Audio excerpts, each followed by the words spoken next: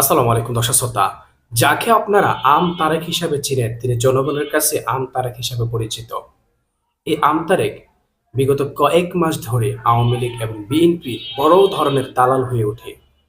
BNP Awami লীগের দালালি করতে করতে শেষ পর্যন্ত তার ধ্বজাভাঙা দল আম জনতা নামে সেই দলটির নিবন্ধন পেয়ে যায় নির্বাচন কমিশন থেকে। তার মানে বোঝা যাচ্ছে এই ধরনের আম তারেকরা যখন শেখ হাসিনাকে পুনর্বাসন করতে চায়। বলি না, আমি আমি আওয়ামী লীগকে ভালোবাসি না। আমি দেশকে ভালোবাসি। দেশকে ভালোবাসতে হলে আওয়ামী লীগকে নির্বাচনের সুযোগ দিতে হবে। এটা একটা বাস্তবতা।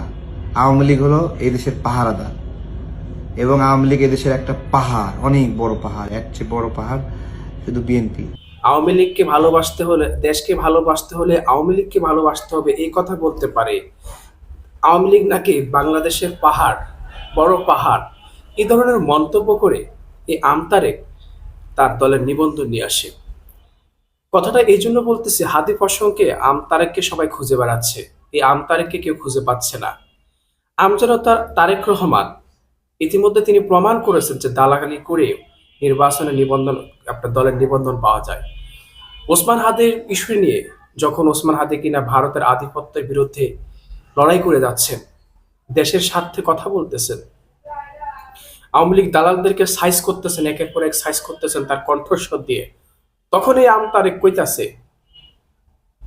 যে জুলাইতে ওসমান হাদির কি অবদান ছিল, কি অবদান ছিল জুলাইয়ে ওসমান হাদির কোনো অবদান ছিল না। জুলাইয়ের অবদান ছিল মির্জা আব্বাসের। মির্জা আব্বাসও তো আপনারা চিনছেন, বিএনপির কেন্দ্রীয় নেতা মির্জা আব্বাস। এই আমতারেক কইতাছে জুলাইতে নাকি শরীফ ওসমান হাদির কোনো অবদান ছিল না, অথচ জুলাইতে শরীফ ওসমান হাদি একাধিকবার গুলিবিদ্ধ হয়েছে। সামনের সারিতে থেকে সমন্বয়ক হিসেবে তিনি নেতৃত্ব দিয়েছেন। তার আশপাশে শত শত লাশের মিছিল বয়ে গেছিল। সবকিছু দেখার পরেও জুলাইয়ে তিনি নেতৃত্ব দিয়ে গেছেন। তার হাজারো ফুটেজ ভিডিও সামাজিক যোগাযোগ মাধ্যমে আছে, ছড়িয়ে ছিটিয়ে আছে। আর এই আমতারেক সে ওসমান হাদিকে বলতেছে জুলাইতে তার কিসের অবদান ছিল। জুলাইতে অবদান ছিল নাকি মির্জা আব্বাসের। যে মির্জা আব্বাস এসি রুমে বসে বসে নাকে তেল দিয়ে ঘুমাইছে, সে মির্জা আব্বাসের নাকি জুলাইতে অবদান বেশি ছিল।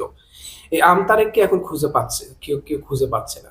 অনেকে বলতেছে আমতারেককে আপনারা যেখানে খুঁজে পাবেন সেখানে আপনারা বানানে দিবেন, তাকে উত্তম মাধ্যম দিবেন। কারণ একটা মানুষ কিভাবে দালালি করলে জুলাই যোদ্ধাদেরকে ভুলে যেতে পারে, দেশের বিরুদ্ধে দালালি, দেশের বিরুদ্ধে দাঁড়ায়। দর্শক, মূল কারণ হচ্ছে এই তারেক বলেন, কিছু আপনার সাংবাদিক বলেন, কিছু হলুদ মিডিয়া বলেন, এরা কি এমন ভাবে আওয়ামী লীগকে পুনর্বাসন করার জন্য রাস্তায় নেমেছে, জুলাই যোদ্ধাদেরকে এমন ভাবে ট্যাগ লাগাচ্ছে, এমন ভাবে তুচ্ছ তাচ্ছিল্য করে বক্তব্য দেওয়া শুরু করেছে, তাদের পুরো বিষয়টাকে নর্মালাইজ করেছে। ওসমান হাদির উপর হামলা একজন করে নাই। এবার তারেক বলেন, যেসব দালাল মিডিয়া ছিল, যেসব দালাল টকশোতে বসে বসে এই ধরনের ওসমান হাদিদের মতো ব্যক্তিদেরকে উল্টাপাল্টা তুচ্ছ তাচ্ছিল্য করে বক্তব্য দিচ্ছে, আবার যখন ওসমান হাদিরা যখন দেশের স্বার্থে কথা বলতেছে, তখন কিছু প্রবীণ রাজনীতিবিদ নিজেদেরকে অনেক বড় রাজনীতিবিদ মনে করে এদেরকে হাঁটুর বয়সে বলতেছে। পাশাপাশি আরো অনেক কিছু, সবকিছু মিলে এরা জুলাই যোদ্ধাদের নিরাপত্তা দিবসের দূরের কথা, জুলাই যোদ্ধাদের তুচ্ছ তাচ্ছিল্য করে তাদেরকে হত্যার যোগ্য করে তুলেছে।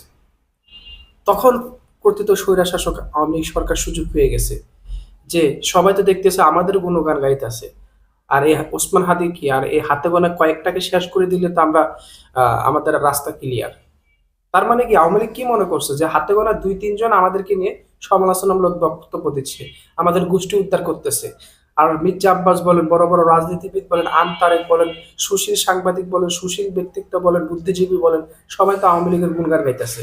যে কারণে ওসমান হাদির উপর হামলা পরিকল্পনা করছে, যে এদেরকে শেষ করে দিতে পারলে হয়তো বা আমরা পুনরায় ক্ষমতায় আসতে পারবো।